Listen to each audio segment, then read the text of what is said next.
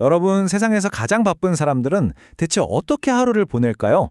오늘 그들이 사용하는 아주 강력한 생산성 관리법, 바로 타임박싱의 비밀을 한번 파헤쳐 보겠습니다. 이거 진짜 많은 분들이 공감하실 텐데요. 분명 하루 종일 정신없이 바빴는데 잠자리에 들기 전에 돌이켜보면, 내가 오늘 뭘 했지? 싶은 그런 허탈한 날 말이에요.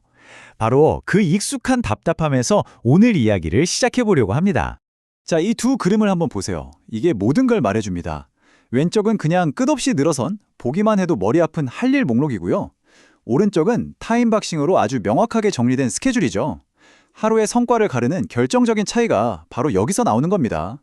자, 그래서 오늘 우리는 이 6단계를 쭉 따라가면서요. 도대체 왜 우리는 바쁘기만 한 건지 그 원인부터 파헤쳐 보고요. 여러분의 하루를 확 바꿀 수 있는 구체적인 해결책까지 딱 손에 쥐어드릴 겁니다. 자, 그럼 첫 번째 단계부터 시작해 볼까요? 자, 그럼 첫 번째 이야기부터 시작해 볼게요. 우리가 그렇게 바쁜데 왜 성과는 없는 걸까? 그 원인이 바로 전통적인 할 일 목록, 그러니까 투두 리스트에 있습니다. 할 일 목록의 치명적인 약점? 바로 언제 할지가 쏙 빠져 있다는 거예요. 그러니까 우리 뇌는 이 목록을 볼 때마다 계속 고민하는 거죠. 뭘 먼저 하지? 지금 이걸 하는 게 맞나? 이런 식으로요. 콜롬비아 대학 연구에 따르면 이렇게 선택지가 많아질수록 결정장애를 겪으면서 실행할 힘을 그냥 잃어버린대요. 말 그대로 뇌가 방전돼 버리는 겁니다. 그럼 해결책은 뭘까요? 여기에 대한 아주 극적인 사례가 있습니다. 바로 일론 머스크죠. 아시다시피 일론 머스크, 테슬라, 스페이스X 여러 회사를 동시에 운영하면서 일주일에 80시간에서 90시간을 일한다고 하죠. 정말 상상을 초월하는 수준이에요. 이 말도 안 되는 스케줄을 가능하게 만드는 비결, 그게 바로 타임박싱입니다. 머스크는 자기 하루를 5분 단위로 아주 잘게 쪼개서 그 5분 동안 뭘 할지 명확하게 정해두는 거죠. 근데 이게 머스크만 쓰는 특별한 비법은 아니고요. 빌 게이츠나 생산성 전문가로 유명한 칼 뉴포트 같은 사람들도 다 비슷한 방식을 쓴다고 해요.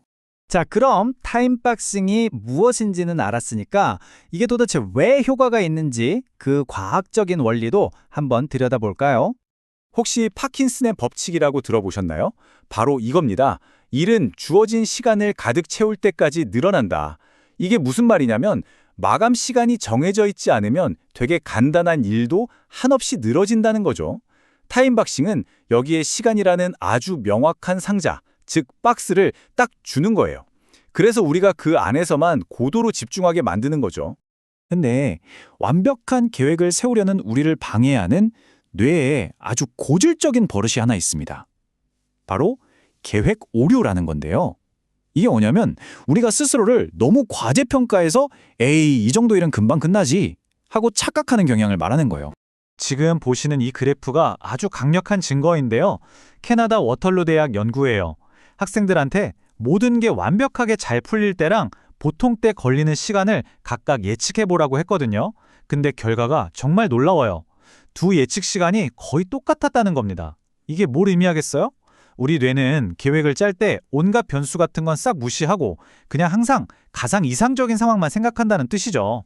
자, 이제 이론은 이쯤 하고요.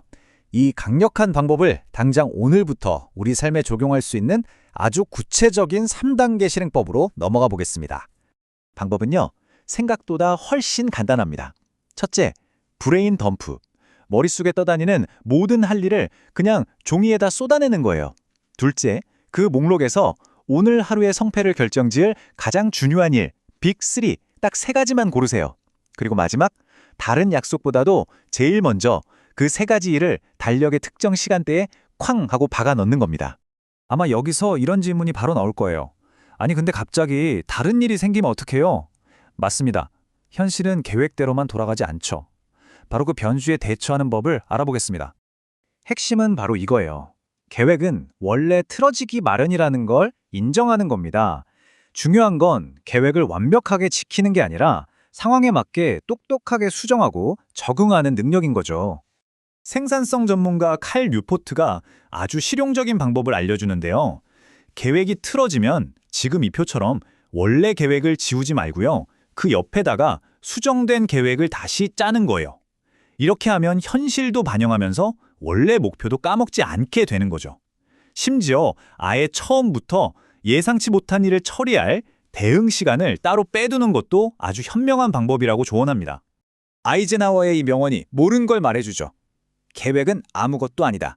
계획하는 과정이 전부다. 진짜 중요한 건 처음 세운 그 계획표 자체가 아니라 계속 상황을 파악하고 계획하고 또 수정해 나가는 그 과정 자체에 있다는 겁니다. 그러면 이 계획 오류, 그러니까 우리 뇌의 이 고질적인 낙관주의는 어떻게 고칠 수 있을까요? 몇 가지 팁이 있습니다.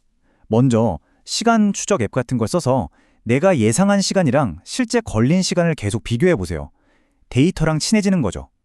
그리고 보고서 작성처럼 너무 큰 일은 자료조사, 개요짜기처럼 작은 단위로 잘게 쪼개는 연습도 필요합니다. 이런 과정을 계속 반복하다 보면요, 여러분의 뇌도 점점 현실 감각을 찾게 될 겁니다. 자, 이제 마지막입니다. 이 모든 걸 관통하는 핵심 철학에 대해 이야기하면서 마무리해 볼게요. 이건 단순히 의지력의 문제가 아니라 시스템 설계의 문제입니다. 생각해 보세요.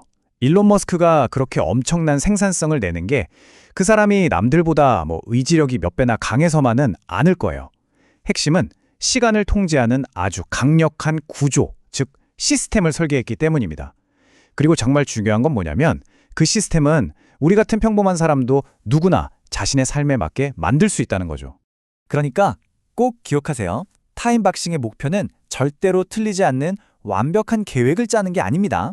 진짜 목표는 우리의 소중한 집중력을 보호하고 정말 중요한 일에 대해 에너지를 쏟아부을 수 있게 도와주는 더 나은 시스템을 만드는 거예요. 자, 이제 마지막으로 이 질문을 여러분 스스로에게 한번 던져보셨으면 좋겠습니다. 만약 여러분이 하루를 그냥 흘려보내는 대신 마치 건축가처럼 직접 설계할 수 있다면 여러분의 인생에서 정말로 중요한 바로 그것을 위해 시간을 만들어 보시지 않겠습니까?